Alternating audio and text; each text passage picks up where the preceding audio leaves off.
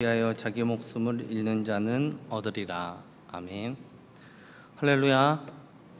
하나님이 주시는 진정한 샬롬이 오늘도 하나님 앞에 나오셔서 예배드리시는 성도님들의 가정과 직장과 삶의 모든 현장 가운데 함께 하시기를 예수님의 이름으로 축복합니다. 여러분, 윤동주 시인의 십자가라는 시를 보게 되면 PPT 잘 안 보이시죠? 제가 좀 짧게 노란색 감사합니다. 노란색 이 단어에 오늘 좀 포커스를 맞춰서 좀 설교를 하려고 하는데요. 괴로웠던 사나이 행복한 예수 그리스도라는 이 단어가 나옵니다. 여러분, 괴로운데 어떻게 행복할 수 있을까요?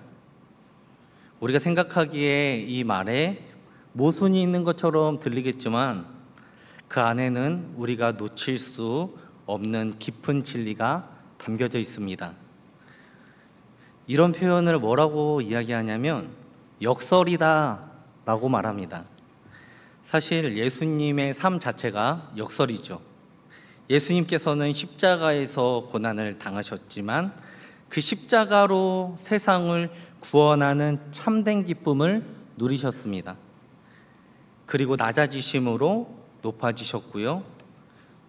예수님의 죽으심으로 우리에게 참된 생명을 주셨습니다. 이런 역설 속에서 참된 진리가 무엇인지를 우리 가운데 몸소 보여주셨습니다. 여러분, 성경을 기록한 모든 성경의 기록자들은 분명한 목적과 의도를 가지고 성경 말씀을 기록했다는 겁니다. 그래서 마태복음은 유대인 독자들을 염두에 두고 예수님이 창조 시대에서부터 예언되었던 메시아라는 그 사실을 증명하기 위해서 부단히 노력했습니다. 그래서 마태는요, 예수 그리스도의 복음을 아브라함부터 다윗까지 족보로 이야기합니다. 그 당시 유대인들에게 가장 효과적으로 복음을 전해야 했는데 그 방법이 뭐냐? 메시아의 그 정통성을 보여주는 그 방법이 가장 설득력 있는 방식이었다는 것이죠. 그래서 마태는 예수님의 족보를 이야기하면서 마태복음의 첫 시작을 시작합니다. 그래서 마태복음 1장부터 3장까지는 예수님의 탄생과 어린 시절을 길게 소개하고 있고요. 4장에서는 예수님이 말씀으로 사탄의 시험을 이기셨다라고 그 장면을 보여줍니다. 그리고 5장부터 7장까지 말씀을 보면 예수님은 제자들에게 산상수훈의 말씀으로 하나님 나라에 대해서 가르쳐 주셨고 8장과 9장을 보면 예수님이 행하신 기적과 치유를 통해서 무엇을 보여줍니까? 예수님께서 이 하나님 나라를 통치하시는 진정한 전능자 하나님이심을, 통치자 하나님임을 보여줍니다. 그리고 오늘 본문 10장에서 예수님께서는 무엇을 하시냐? 제자들을 세우시고 세상으로 제자들을 파송하십니다. 그러시면서 예수님은 함께 사역할 제자를 부르시면서 그들에게 병도 고칠 능력도, 귀신을 내어 쫓는 권세도 주시며 사명의 의식을 부여하십니다. 여러분들 벌써 표정을 보니까 많이 지쳐 보이세요? 하품을 곳곳에서 하시는 분들도 보입니다. 진짜 하품하시네요. 여러분, 왜 저렇게 길게 서두로 이야기할까? 이렇게 생각하시는 분들도 있을 텐데 제가 이 서두의 마태복음의 흐름에 대해서 짚어드리는 이유가 있어요. 그게 뭐냐? 바로 마태복음에 대해서 우리가 더 잘 이해하기 위해서는 이 설교 시간이 좀 부족하더라도 이 앞에 부분이 어떻게 전개가 되어 왔는지를 살펴보는 것이 중요합니다. 우리가 성경을 읽을 때 본문 몇 개의 구절만 떼어서 해석을 하게 되면요, 어떤 일이 발생하냐? 선포되는 말씀을 오해하거나 왜곡해서 듣는다거나 또는 오류에 빠지는, 성경의 해석에 대한 오류에 빠지는 이런 혼란이 우리 가운데 찾아오게 된다는 겁니다. 오늘 우리가 선 이해를 하면서 배웠던 이 서두에 이야기한 이 마태복음의 이 전반부의 이 내용들을 우리가 이해한다면 더 분명하게 명확하게 하나님의 말씀이 우리 귀에 들려질 겁니다. 그럼 여러분들에게 이제 질문해 보겠는데요. 오늘 본문을 여러분들 읽으시면서 어떤 생각을 하셨나요? 좀 이상하다? 예수님은 왜 이런 말씀을 하시지? 약간 갸우뚱하지 않으셨나요? 그랬다고 해주세요. 네. 오늘 본문에 나오는 이 예수님의 말씀은 앞서서 제가 소개해드린 이 역설과도 같은 말씀입니다. 오늘 본문 34절에 예수님께서 이렇게 말씀하십니다. 같이 읽겠습니다. 시작. 내가 세상에 화평을 주러 온 줄로 생각하지 말라. 검을 주러 왔노라. 여러분, 여기서 생각하지 말라는 말씀이 뭘까요? 단순히 추측하지 말라, 기대하지 말라는 의미입니다. 그러면서 예수님께서는 뭐라고 말씀하시죠?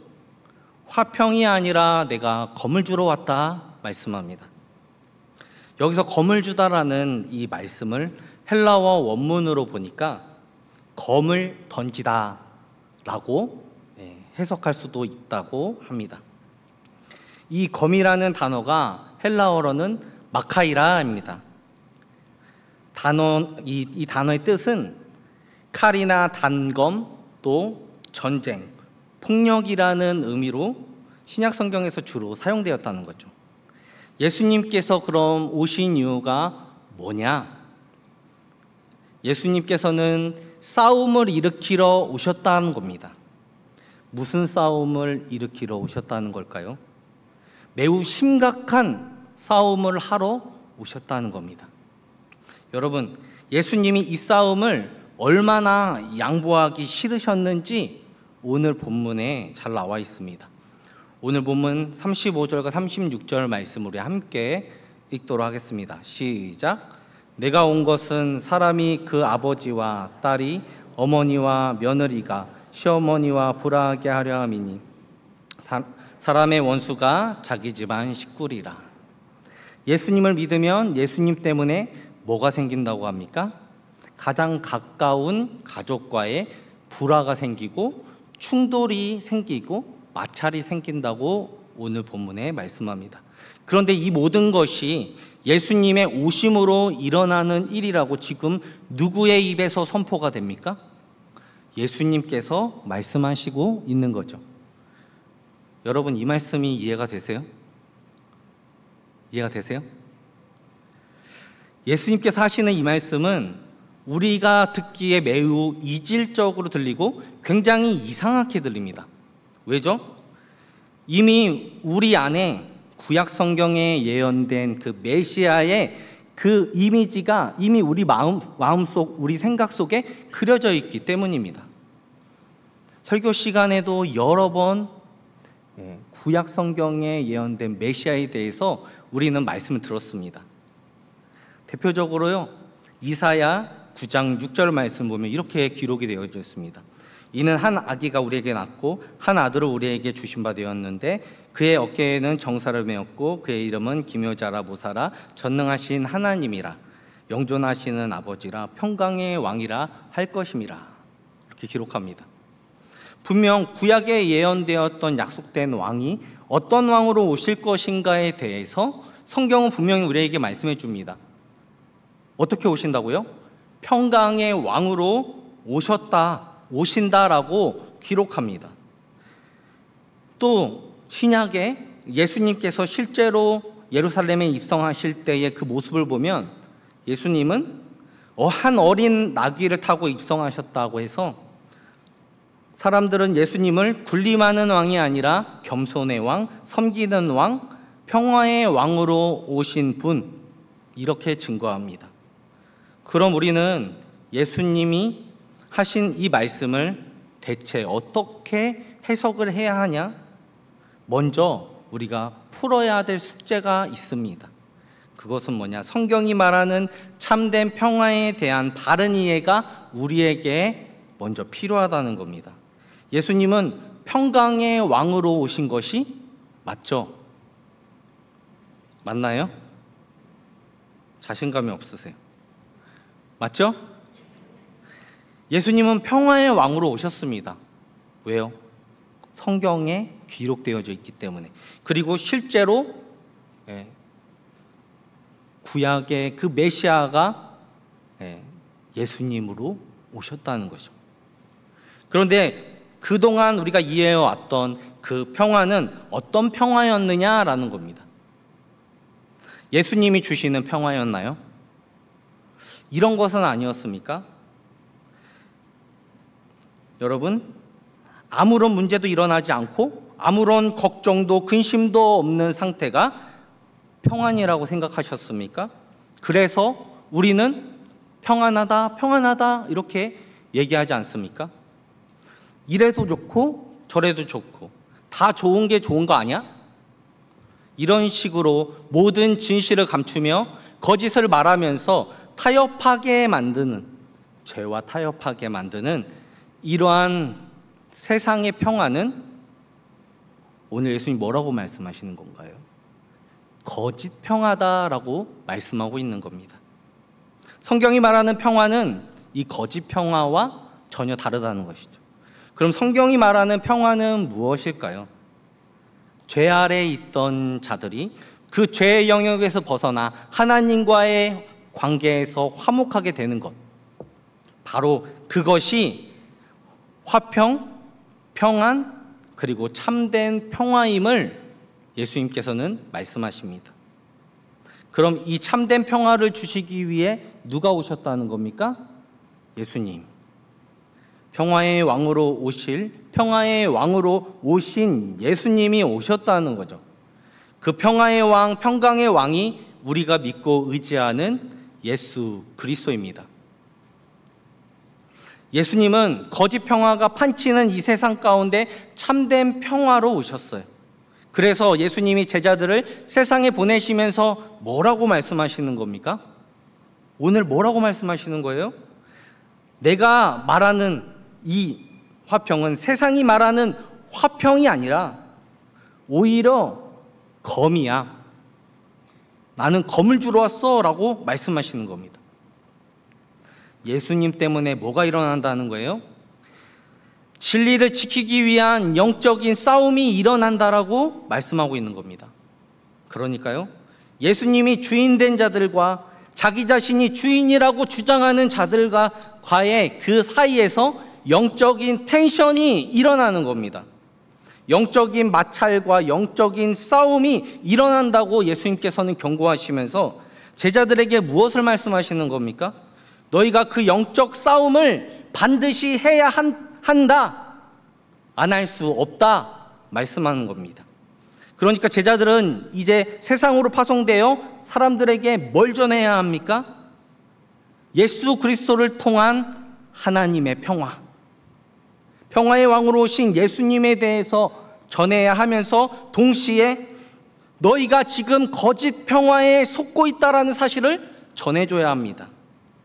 그러니까 하나님 없는 평화, 하나님 없는 자기 만족, 그리고 하나님 없이 누려지는 모든 행복들은 다 허망한 것이다 라고, 거짓된 것이다 라고 알려주면서 너희가 믿는 이 세상과 치열하게 너희는 싸워야 한다, 영적 싸움을 해야 한다 라고 말씀하고 있는 겁니다. 여러분, 뭐와 싸워야 된다고요? 하나님을 거부하면서 예수님이 오는 것을 반대하며 거절하며 평안하다 평안하다 라고 외치는 거짓 위선과 거짓말들, 세상의 유혹들과 싸워야 된다고 오늘 말씀하고 있는 겁니다. 그래서 예수님께서는 당시 제자들에게, 그리고 제자로서의 삶을 살아가는 우리에게 말씀하시는 거예요.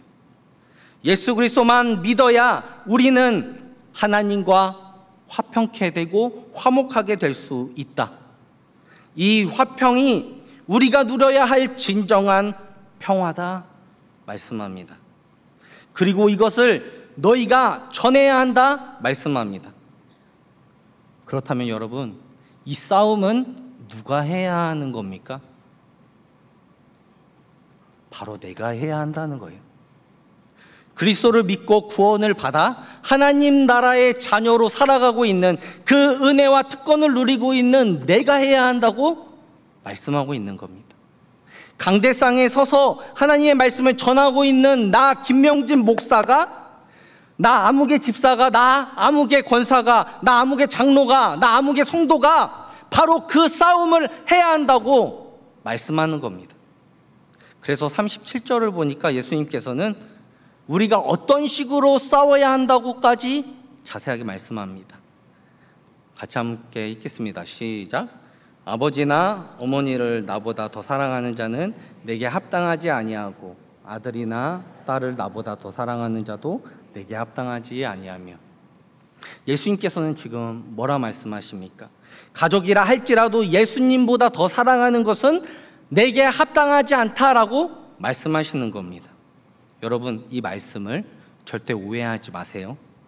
예수님이 가족을 사랑하지 마라고 말씀하지 않으셨습니다. 예수님께서는 가족을 예수님보다 더 사랑하는 것에 대해서 말씀하시는 거예요. 너희가 진리를 양보하고 타협하는 것과 같다라고 말씀하시는 거죠. 가족과의 정 때문에, 가족과의 이 미련과 사랑 때문에 인간적인 사랑에 이끌려 너희가 진리를 양보하거나 진리를 포기하는 일은 없어야 한다. 그러니까 믿음의 성도로서 우리가 싸워야 할 영적 싸움은, 그 싸움의 방법은 뭐냐? 예수님을 사랑하는 것으로, 더 사랑하는 것으로 싸워야 한다고 말씀하는 겁니다. 우리가 죄와 타협하지 않고 세상의 유혹 앞에서 무너지지 않는 방법이 무엇이 있을까요? 저는 예수님을 더 많이 사랑하는 것이라 생각합니다. 여러분, 중독에는 여러 가지가 있죠. 술 중독, 담배 중독, 도박 중독, 쇼핑 중독, 인터넷 중독, 스마트폰 중독, 게임 중독. 지금도 게임 하시는 분 있을 거예요. 네, 정죄하지 마십시오. 그런데 이런 중독에서 벗어나는 방법이 뭐냐는 거예요. 뭘까요? 바로 그것들보다 더 사랑하는 것이 생기면 회복될 수 있다는 겁니다. 실제로 중독과 관련해서 심리 전문가들은요, 중독의 회복의 핵심 원리 중 하나로 대체 가능한 것이 생길 때 치유가 일어난다고 말씀합니다. 중독은 특정 물질이나 행위에 대한 강박적인 집착과 함께 의존하는 상태를 말하는데, 단순히 그것을 끊어야지라고 결심만 해서는 안 된다는 겁니다.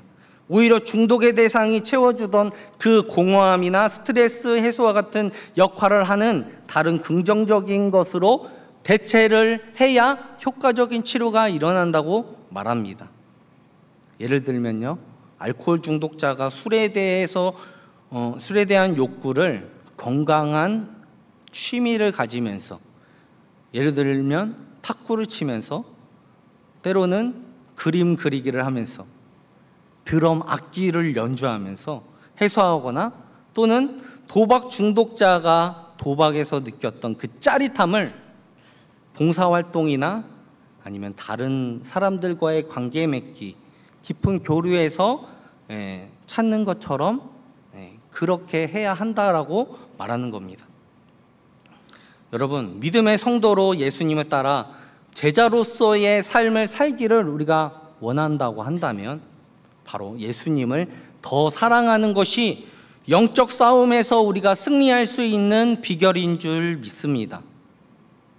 우리에게 그 무엇보다도 강력한 무기는 바로 예수 그리스도를 내가 그 무엇보다 사랑하는 것이다, 우리에게 말씀해 주는 줄 믿습니다. 예수님은 가족을 사랑하지 말라고 말씀하지 않으셨어요. 우리가 부모님을 공경해야 합니다. 사랑하는 자녀들, 그리고 가족에 대한 책임과 의무도 다 해야 합니다. 그래서 성경은 이 모든 것들을 하나님 사랑과 이웃 사랑에 대해서 마땅히 가르칩니다. 그래서 세상과 우리가 마찰이 있다 하더라도, 우리가 세상으로부터 박해를 당한다 할지라도, 우리가 대적하는 사람들과 똑같이 맞서서 싸우면 안 된다라는 것이죠. 오히려 그들을 사랑으로 대하라는 겁니다. 그럼 어떤 부분에서는 타협하지 말라는 겁니까? 바로 진리에 관해서는 그들과 타협하지 말라고 말씀하고 있는 겁니다. 여러분, 우리를 가장 힘들게 하는 사람이 누굽니까? 옆에 보세요. 옆에 있는 지체가 나를 힘들게 합니까? 아니죠. 내 집안 식구가 나를 힘들게 한다는 거죠. 그런데 이 말씀은 복음을 전하는 일에 있어서 세상과 마찰을 빚는 가운데 집안 사람들을 원수처럼 싸움의 대상으로 여기지 말라는 겁니다. 그럼 뭐예요? 그들을 사랑으로 대하고 복음을 증거하는 일에 있어서는 타협하지 말라는 거예요. 우리 주변에 지금 믿지 않는 남편, 그리고 믿지 않는 아내 있잖아요. 그들을 어떻게든 예수님께로 인도하기 위해 우리는 뭘 해야 됩니까? 사랑해야 합니다. 섬겨야 합니다. 내 모든 것을 다 내어주는 것처럼. 그러나 복음만은 타협하면 안 된다는 것이죠. 지금 그 말씀을 우리에게 던지는 겁니다. 여러분, 믿음의 성도 제자로서의 삶을 살아가야 할 우리의 싸움은 예수 그리스도를 사랑하기 때문에 경험되는 싸움이라는 것을 우리는 기억해야 합니다. 그러면 지금 내 모습을 한번 들여다보자는 거예요. 지금 내 모습은 어떻습니까? 내 안에는 여전히 하나님보다 더 사랑하는 것들이 없나요? 내가 놓지 못하는 영역들은 없나요? 내가 여전히 부여잡고 싶은 것들이 너무 많다라는 것을 우리는 발견하게 됩니다. 제가 오늘 말씀을 준비하면서요, 저에게도 이 질문을 던져봤어요. 예수님 말고 내 안에 더 사랑하는 것들은 무엇이 있을까? 여러분, 없었으면 참 좋았겠는데 너무 많았어요. 제 고집도 있었고요, 내 만족도 있었고요, 그리고 내가 여전히 부여잡고 있는 죄의 영역들도 아주 많았습니다. 다른 사람을 향해서 비판적이었고 냉정하고, 또 다른 사람의 시선과 칭찬에 목말라 하면서 욕심과 불안과 시기와 자만과 교만함이 제 안에 여전히 자리 잡고 있다는 것, 그것을 발견하게 됐습니다. 예수님을 사랑한다라고 말하면서 정작 내 옛 자아는 여전히 살아있어서 내 안에 꿈틀대고 있는 그 모습이 있다라는 그 사실을 발견하고 나니까 제가요, 하나님 앞에서 고개를 들 수가 없는 거예요. 그래서 무엇을 할 수밖에 없냐? 기도하게 되는 겁니다. 하나님 앞에 회개로 나아갈 수밖에 없는 거예요. 그럼 여러분의 모습은 어떻습니까? 예수님보다 내가 더 사랑하고 부여잡고 있는, 죄로 인해 무너져 있는 그 부끄러운 모습들은 내게 없냐고요. 주님 앞에서 그 모습들을 들여다보면 우리는 모두 주님 앞에 합당하지 않은 자입니다. 오늘 본문 38절입니다. 같이 읽겠습니다. 시작. 또 자기 십자가를 지고 나를 따르지 않는 자도 내게 합당하지 아니하니라. 예수님께서 합당하지 아니하니라 라고 하신 말씀은 너희가 나를 사랑하지 않으니까, 너희가 나를 따르지 않으니까 내가 너를 버릴 거야, 이런 말씀이 아닙니다. 본래 너희의 자리가 있으니까 그 자리로 속히 돌아와라, 우리를 부르시는 말씀입니다. 주님은 지금 우리가 있어야 할 그 자리가 예수님을 더 사랑해야 하는 자리임을 말씀합니다. 지금 너희가 걸어가고 있는 그 악한 길은 예수 그리스도를 믿는 자의 길에 합당하지 않으니 자기 십자가를 지고 나를 쫓는 자가 되라, 나를 따르는 자가 되라라고 말씀하고 있습니다. 그것이 내게 합당하다, 이렇게 말씀하시는 거예요. 말씀을 정리하겠습니다. 사랑하는 성도 여러분, 베드로는요 예수님을 3번씩이나 부인했습니다. 그 이유가 무엇 때문이었을까요? 예수님보다 자기 자신을 더 사랑했기 때문에 그는 죽음이 두려웠을 겁니다. 그래서 예수님을 부인하지 않았을까요? 자기 목숨이 예수님보다 더 귀하다고 생각했기 때문에 예수님을 부인하진 않았을까요? 그런데도 부활하신 예수님께서는 어떻게 하십니까? 자신을 배신한 제자들을 찾아가십니다. 사망 권세를 이기시고 승리하신 예수님께서 베드로를 찾아가셔서 손수 조반을 만들어 먹이시면서 그에게 가장 먼저 하신 말씀이 뭡니까? 내가 나를 사랑하냐? 내가 나를 사랑하냐? 사랑하냐? 3번씩이나 물으시죠. 베드로의 그 심령을 예수님께서는 만져주시고 그를 다시 사명의 자리로 부르십니다. 그가 이제 그 사명의 자리로 나아갈 수 있도록 회복을 주십니다. 주님께서 오늘도 변함없이 우리 가운데 죄로 인해서 무너져 있는 우리를 찾아오셔서 이렇게 말씀하시는 겁니다. 내가 나를 사랑하니? 나를 사랑해? 네가 나를 사랑하니? 네. 우리의 상한 심령, 그 연약한 마음들을 주님께서 어루만져 주시고 우리를 주님과의 그 관계 회복 안으로, 하나님과의 관계 회복 안으로 이끌어 주시는 줄 믿습니다. 예수 그리스도를 믿고 구원받은 하나님의 자녀로 우리가 살아가면서 세상으로부터 당하는 그 고난과 고통과 박해로 지쳐있을 대로 지쳐버린 우리에게 예수님은 찾아오셔서 우리 손을 잡아주시고 함께 가자고 하시는데, 여러분, 그 손을 뿌리치는 사람이, 거부하는 사람이 있을까요?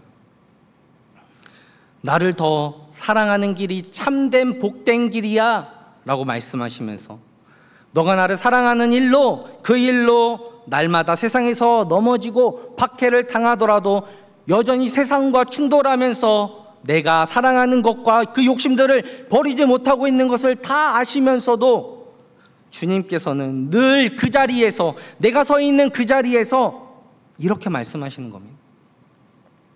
내가 너와 함께 할 거야.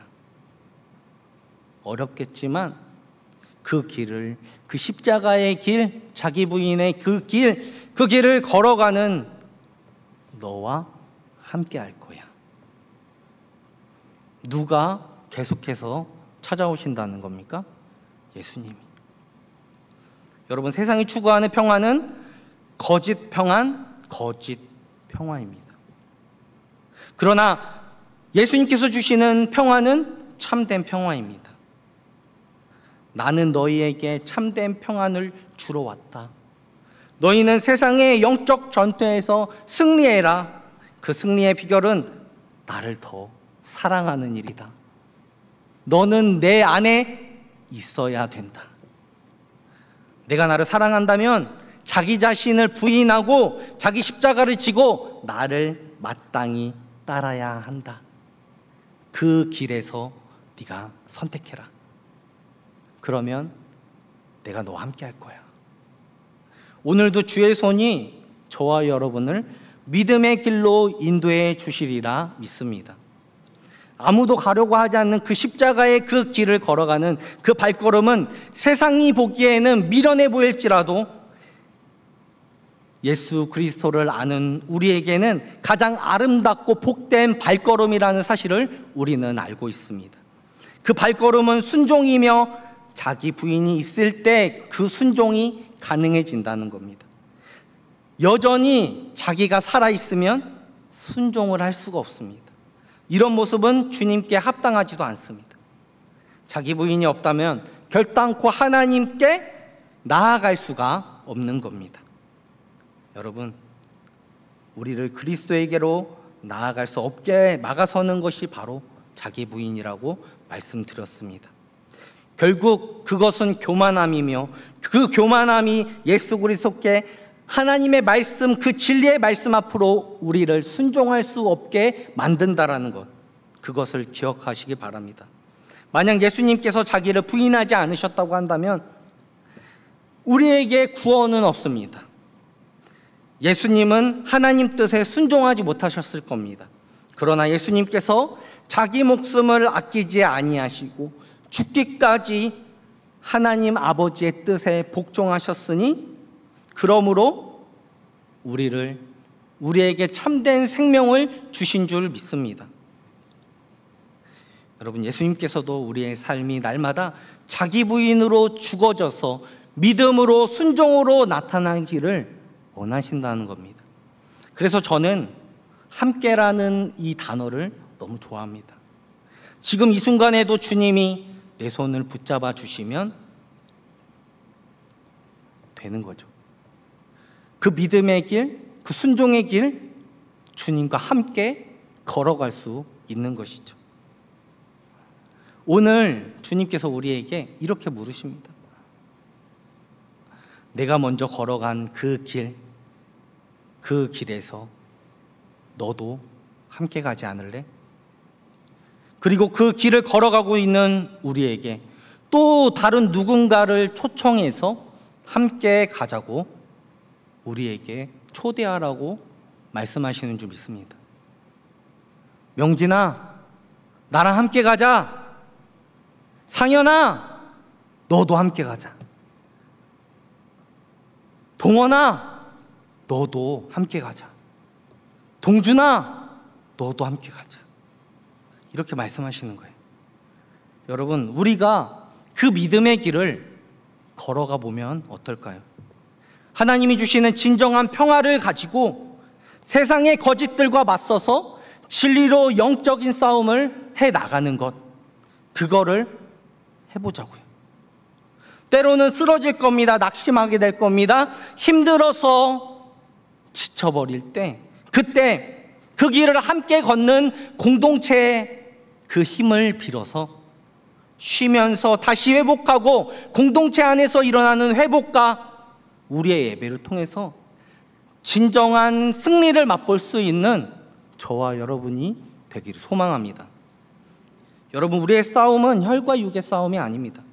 예수님을 더 사랑함으로 자기 자신과 싸우며 하나님 뜻에 순종하며 자기 자신을 철저히 부인하는 이 싸움에서 승리하는 삶이 바로 저와 여러분들이 해야 할, 이 땅에서 우리가 수행해야 할 과제라는 사실을 우리가 기억한다면, 우리가 믿음의 성도로 예수님의 제자로서의 삶을 살아가는 그리스도인으로서 그렇게 주님께서 가신 그 길에 순종으로 나아가면 어떨까요? 그렇게 살아가지 않으시겠습니까?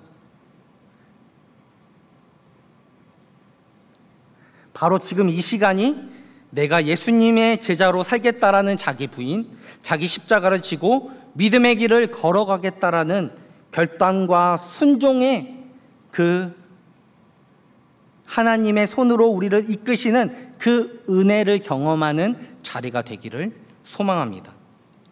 우리 다 함께 찬양팀 나오셔서 함께 찬양함으로 하나님 앞에 나아갔으면 좋겠습니다. 그가 오신 이유에 대해서 우리가 찬양할 때 오늘 말씀을 기억하면서 이 가사를 묵상하면서 함께 찬양하도록 하겠습니다.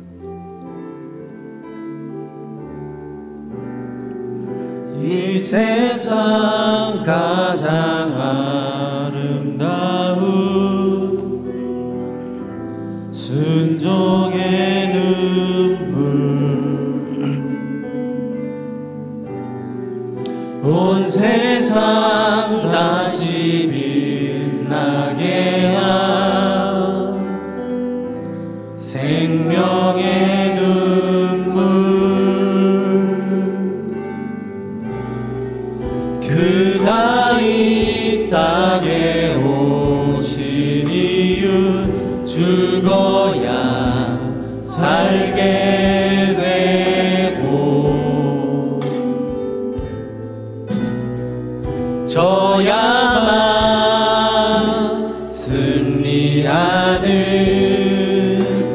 놀랍고 영원한 신비 지으신 그대로 회복시킨 우리의 창조주 그리스도 십자가의 길로 아버지 뜻 이루셨네 그가 이 땅에 오신 이유 이제 우리에게 맡겨진 그 소망 그 사랑 그 생명 아름답고 눈부신 십자가의 우리가 이 땅에 살아가 이유 그가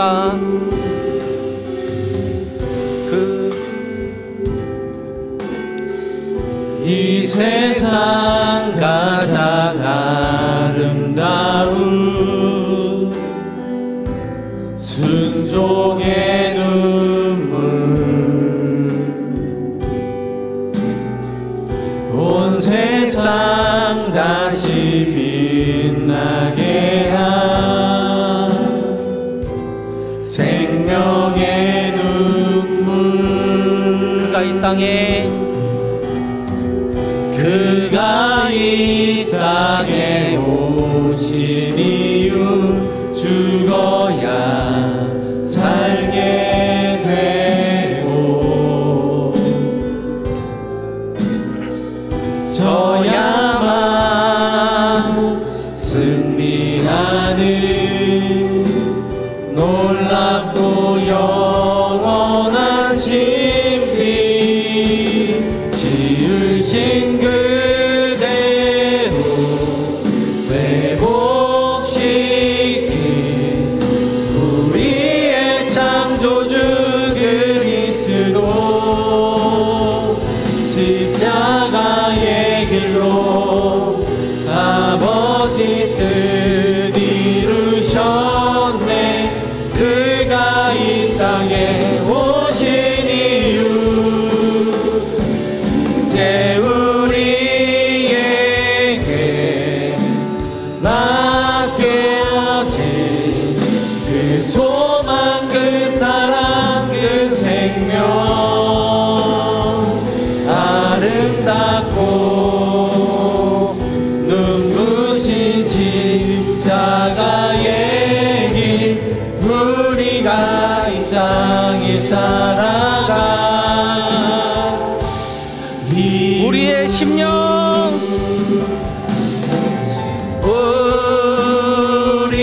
우리의 심령 주의 것이니 주님의 영상 주님의 영상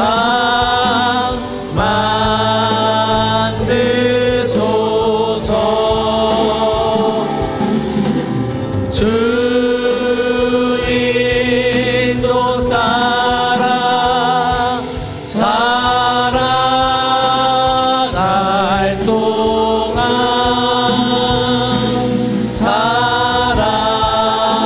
사랑과 충성을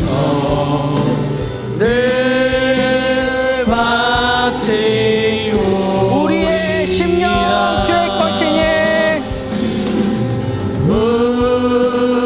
우리의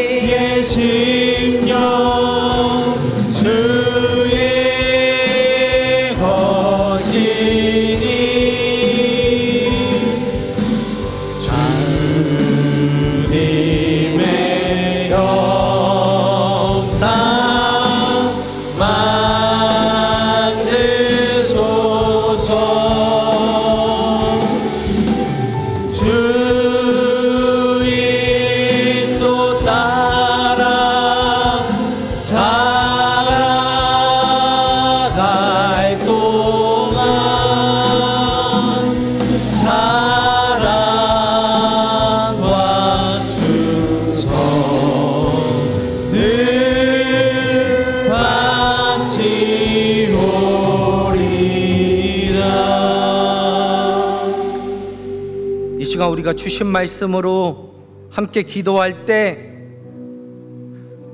우리 가운데 주님보다 더 사랑했던 것들이 있었다면 이 시간 우리의 모든 마음들을 다 내려놓고 하나님 앞에 진심으로 회개하며 나아갑시다.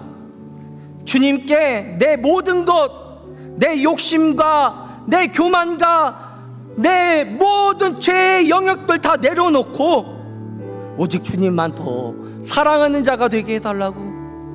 세상이 추구하는 거짓 평화가 아니라 주님이 주시는 참된 평화를 붙들며 영적인 싸움에서 담대히 승리할 수 있게 해달라고. 내가 자기 십자가를 지고 예수님을 따르는 제자의 길을 기쁨으로 걸어갈 수 있게 해달라고. 이 시간 성령님 나를 도와달라고. 이 시간 주여 한번 부르짖고 간절히 주님 앞에 기도로 나아가도록 하겠습니다. 이 시간 주여 한번 부르짖고 기도합니다.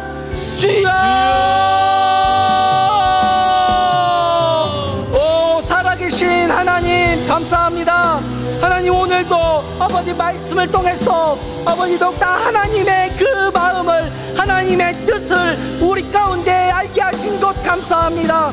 하나님 주님보다 아버지 더 사랑했던 우리의 모습들, 아버지 우리의 죄악들, 이 시간 주님 앞에 내 모든 것들을 다 내려놓기를 원합니다.